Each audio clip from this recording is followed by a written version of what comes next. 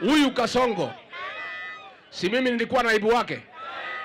Mimi nilikosana na yeye kwa sababu ya kufinya Wameru na Waembu na Wakikuyu.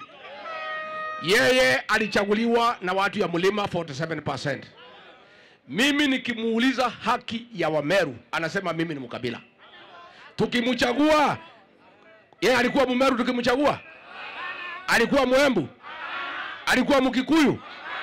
Mimi nikamuuliza, wewe Kasongo, watu wa Meru walikuchagua, bona umevuta Japheth Kome kazi?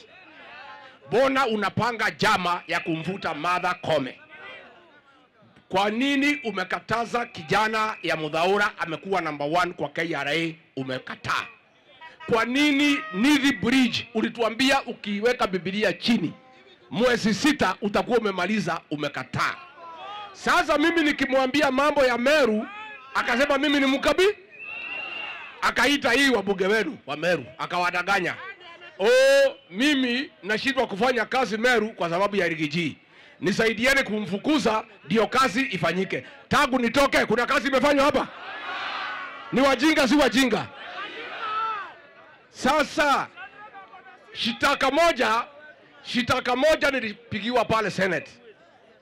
Ati ile makosa nilifanya pale Senate na wabunge wenu wameunga mkono. Senator Kadhuri amesema ndio. Ati makosa ya Rigathi Gachagua ni kununua shamba Meru. Si mimi ni mtoto ya mama? Sasa mimi nikinunua shamba Meru, nirudi nyumbani nikuwe karibu na watu wetu, iko makosa? Sasa huyu senator wenu, hawa wabunge wenu, wanaweza enda aje kufukuza Rigathi Gachagua ati amenunua shamba Meru? Ni ujinga si ujinga? Sasa mimi kama nikekuwa na shamba Meru na nimejenga na niko naibu wa rais, si ningekuwa karibu na nyinyi? Bona hawa wanasikia vibaya nikiwa nyumbani.